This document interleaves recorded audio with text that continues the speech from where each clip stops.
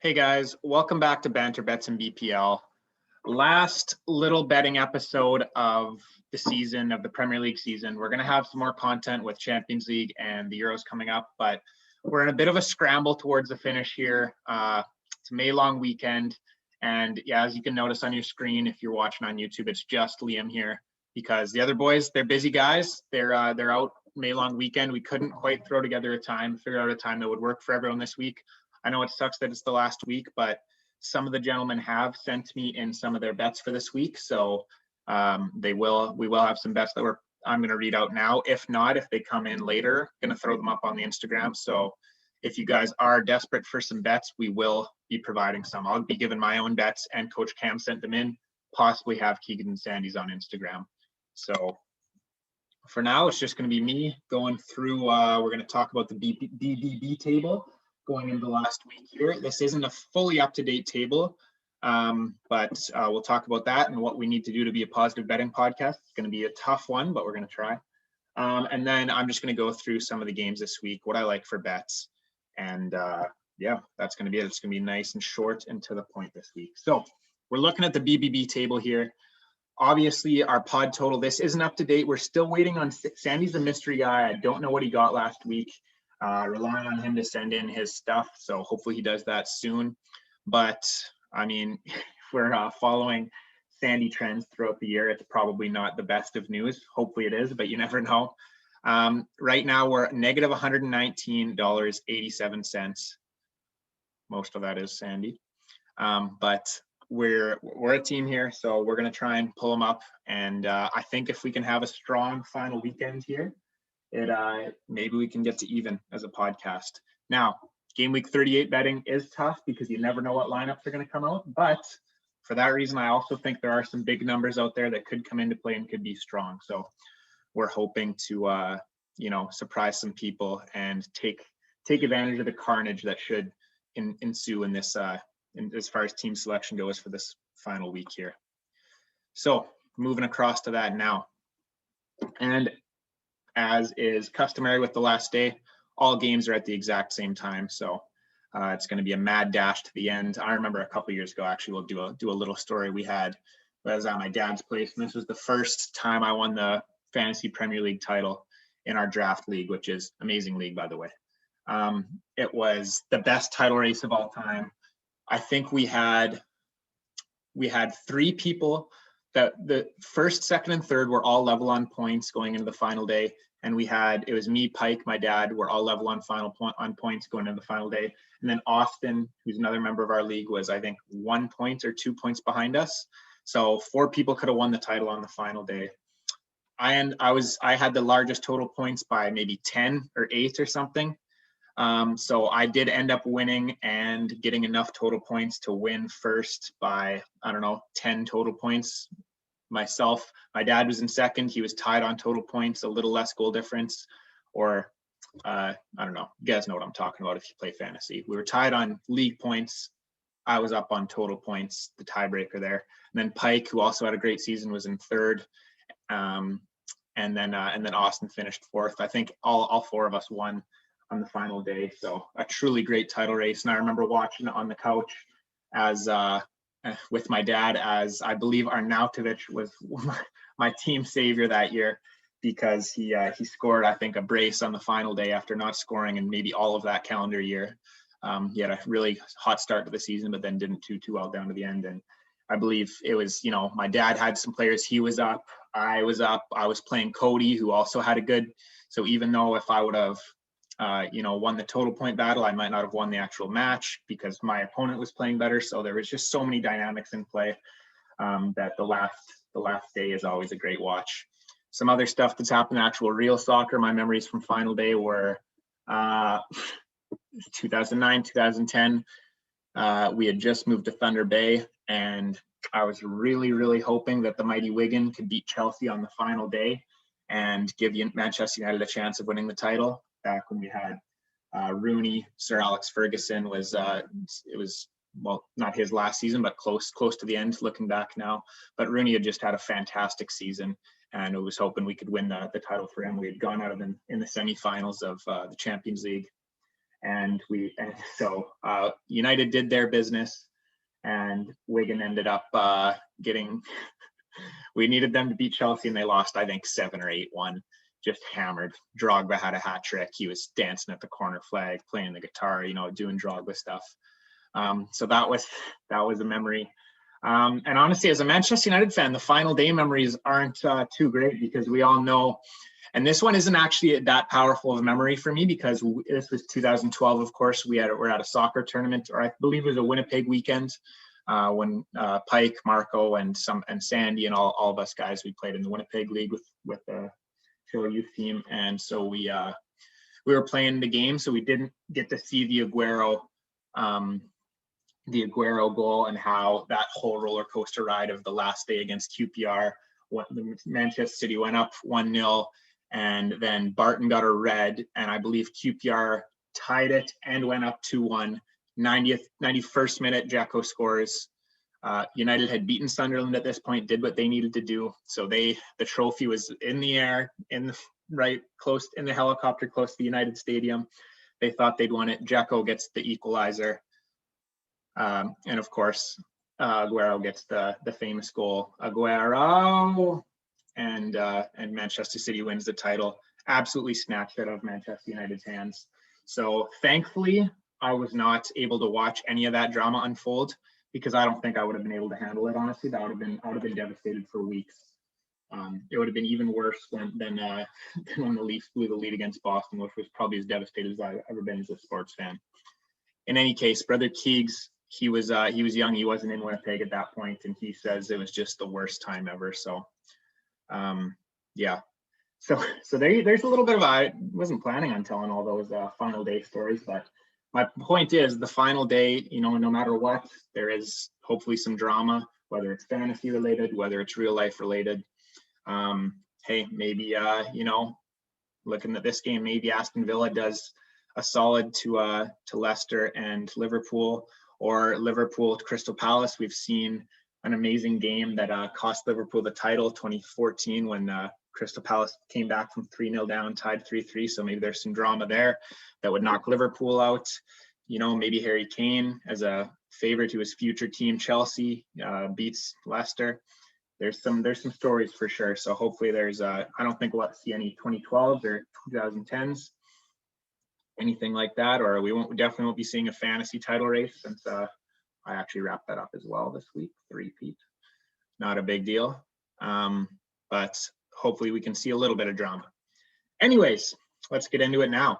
Arsenal Brighton, for betting guys, I cannot believe that I think Brighton is a better team than Arsenal. So the fact that this line is as it is, and me and brother Keegs are coming off huge Brighton wins, betting wins against Man City at 7.0, that I am rolling with Brighton again. I can't speak for brother Keegs, but I'm sure that once we do get his bets, he'll be betting on Brighton as well. So yeah, I'm putting $5 on Brighton. I kind of wanted to do more, but I don't want to absolutely lose the pot a ton of money this week, because I do want us to go for positive, and you never know if Brighton, they can play really, really well and not always score. And also Arsenal has the carrot dangling in front of them of, if they win this weekend, they can pass Spurs. If Spurs fail to win, or if Spurs lose, there's a stipulation, but Arsenal can pass Spurs. And I mean, Arsenal shouldn't be proud of anything they've accomplished this season, but you do know that they would love to finish ahead of Spurs. And what has been one of Arsenal's worst ever seasons, they can finish ahead of Spurs. That'll be a tiny, tiny silver lining for their season. Having said that, I trust Brighton more than I trust Arsenal. I think this should be a pick'em game. And to get Brighton at 5.0, absolutely, let's roll with Brighton. Aston Villa, Chelsea, I don't have anything. I do think Chelsea will win. It kind of seems that the league games that apparently Chelsea is prioritizing, Tuchel wins the league games that he needs to win.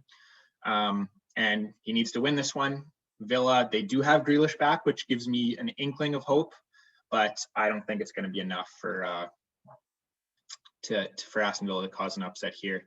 It would be some great drama. Hopefully Villa can at least get the first goal. That would be a ton of fun to cat amongst pigeons type of thing, with Chelsea going behind, and could be a disaster. But I do think Chelsea and Tuchel will pull through in this important league game. Fulham, Newcastle, nothing game. It's kind of funny that Brother Keegs and Brother Keegs would laugh at this because he had been building this game up, and I was on board as well, as this is going to be the game that decides relegation.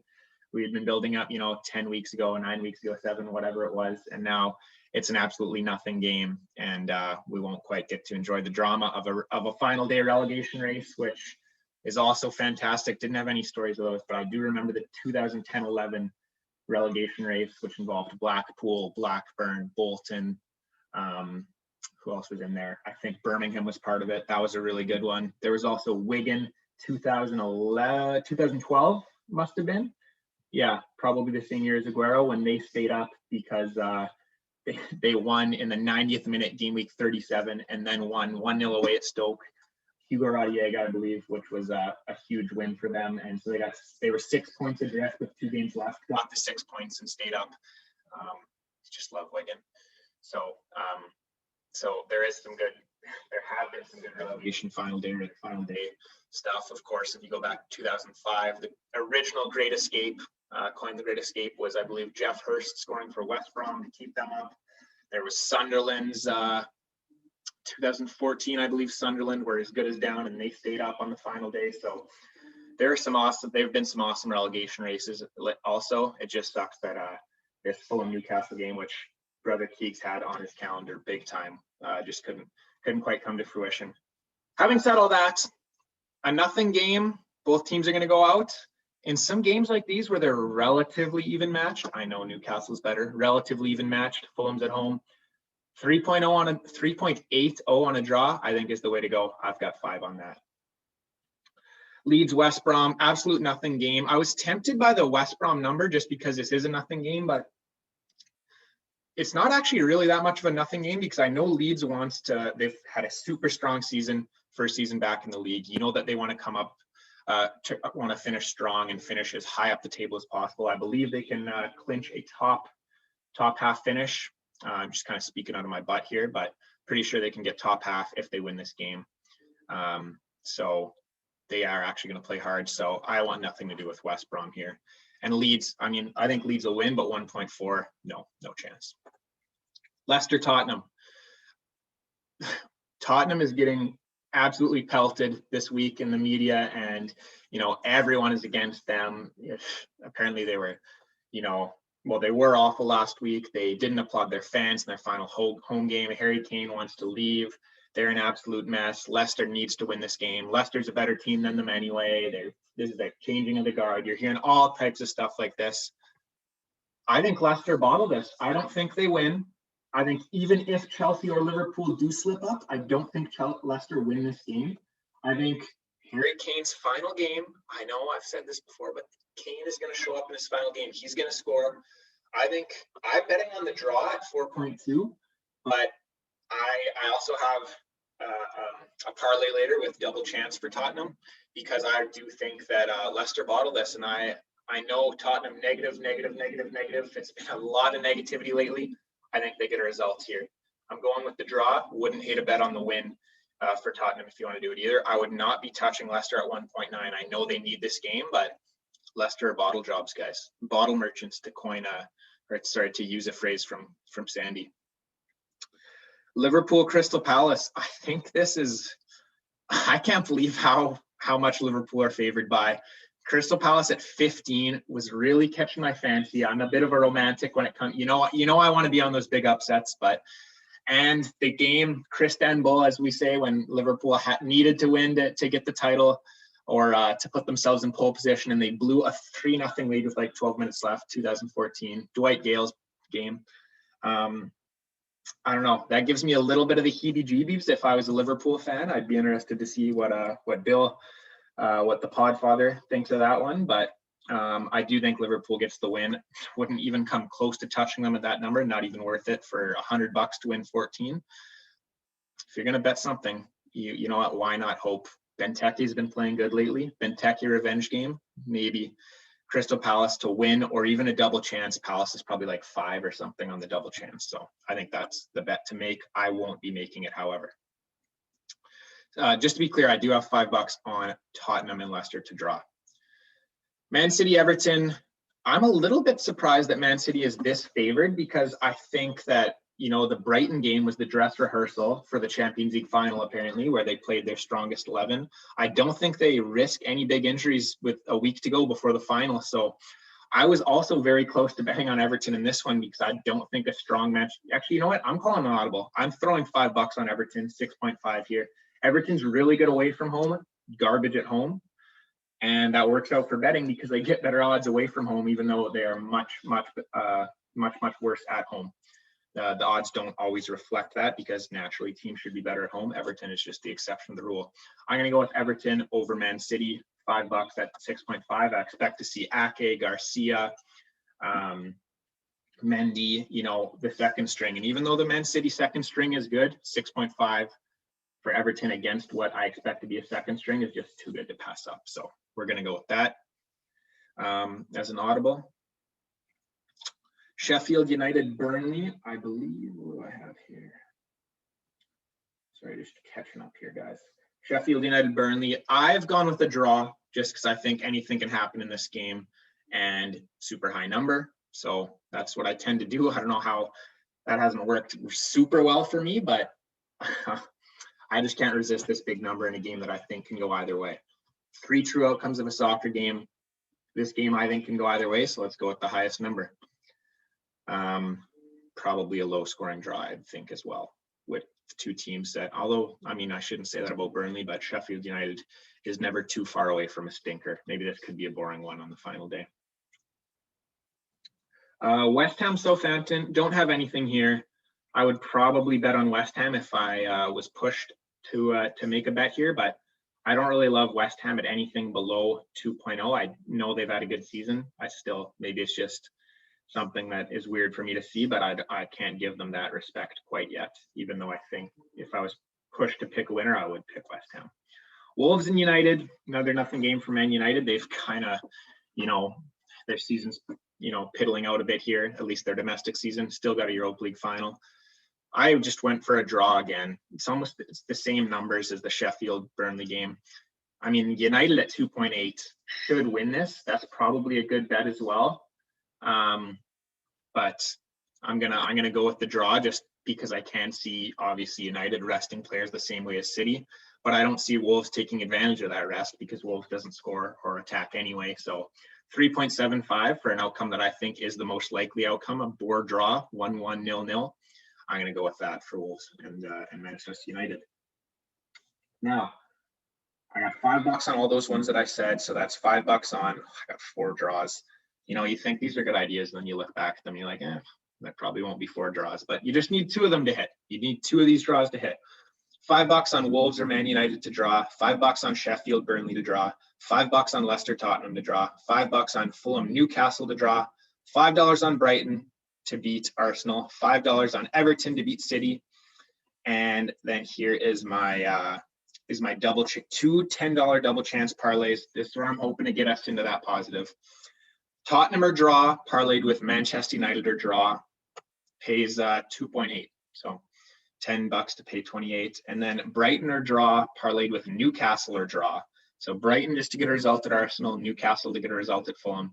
$10 pays 38, so 3.8 for those ones that are 2 better teams. I think maybe I know the table doesn't necessarily show it for Brighton and Arsenal. It does show it for Newcastle, Fulham. So I think Newcastle at 1.72 just to get a result at Fulham is a great value in itself. I'm parlaying it with Brighton also to get a result because I think I'm actually pretty confident in that they do get a result at Arsenal. So that's it, guys. Oh, actually, Coach Cam would be not happy with me if I didn't send his bets as well. Oh, and Brother Keegs bets have just come in here live on the pod. So I'll read those out as well. Coach Cam has $5 on Manchester United to beat Wolves. I like that one. Hey, Coach Cam has $5 on Brighton to beat Arsenal. I like that one as well, Coach Cam. Look at you making smart bets, being a good kid. And then he's got $5 on a Leeds Burnley parlay. Interesting. I don't like that bet, but I mean, to each his own, right? So there's Coach Cam. He's just got 3 little bets there. He's looking to maintain his positive score for the year. I think he's at plus 20? Yeah, plus 25. So Coach Cam playing it safe. I don't mind that, Coach Cam. I don't mind that at all. Brother Keegs just sent in fresh off the grill. Burnley to win to 0. So that's result / both teams to score, Burnley and no. Keegan's got $5 on that, pays 4.5. That's a good bet as well, I think. He's got Brother Keegs, wait, okay. He's got Manchester United to win, $5, Burnley to win, $5, Everton to win, $5. Oh, we're on the same page. I just said pave because page and wavelength. Same page, Brother Keegs. He does have $5 on West Brom to win though. $5 on Newcastle, $5 on Brighton. Let's go. Brighton, great grandma lock that they get a result this weekend. That's 3 guys, that's enough. And both teams to score no in Sheffield United versus Burnley. He's found some value there at 2.2. So there's Brother Keegs' bets. I like them all, actually. I like them all. I don't love West Brom, but hey, it's not a horrific bet. So yeah, I think that's going to do us. Oh, never mind. This is literally just came in on my phone. Brother Keegs texts. I almost forgot my last shot to bail out Sandy. Say, Brother Keegs is pushing for that positive money. He's got, oh my goodness, he's got a humongous parlay. He's got $5 on pretty much all of his picks parlayed, if I'm reading this correctly. $5 on Brighton, parlayed with Newcastle, parlayed with Burnley, parlayed with Man United, parlayed with West Brom. $5 pays $3,643. Brother Keegs, love it. We're all feasting thanks to Brother Keegs. So yeah, there we go, guys. That was a nice little pod there. Just me. I know I talk a little bit fast, but that's the way she goes when you're not getting interrupted by those 3 hooligans. So I think those are some good bets. We got looks like Sandy's staying away, so maybe we'll have a nice positive betting weekend. I hate to rip on Sandy because I have enjoyed doing the pods with the boys this year. We're going to be back to break down each team's Premier League season next time. Big moments, big players, big signings, all that stuff that typically people do when they review the end of season reviews, I guess I could just call it. We're going to review our fantasy season as well. That'll be a kind of a niche podcast for, I think most of our listeners play fantasy with us anyway, but that could be a fun one for to review the fantasy season, get some chirps in there. Oh, by the way, this weekend, Kieran is up, or he's down by a point to Keegan, my 2 brothers. So they are going to be battling out to see who gets relegated. That's going to be awesome. If they both win, Keegan stays up. But if Kieran betters Keegan's result, he stays up. So that's going to be something to keep an eye on to see who plays in Div 2 next year. If any listeners are out there that don't play fantasy with us, just hit me up because, I'm sure you guys all do, but hit me up because it's been a lot of fun. We've got 2 divisions. We've got promotion relegation. We've got fantasy FA Cups. I don't like to brag, boys, but we got the best fantasy Premier League setup around. I'm very confident in that. So yeah, I guess I'm just kind of blabbering at the end here, but thank you to Brother Keegs, Sandy, Cam. Busy this weekend, but had a great season with them. Thanks to you guys for listening. Let's get these bets over the line for tomorrow morning. Let's make this a positive betting podcast. Thank you for listening now and throughout the whole season to Banter Bets and BPL. We're just getting started though, because we got Euros, we got Champions League final, which is where Keegs and I made our debut last year. So keep it locked, and thanks for a great season.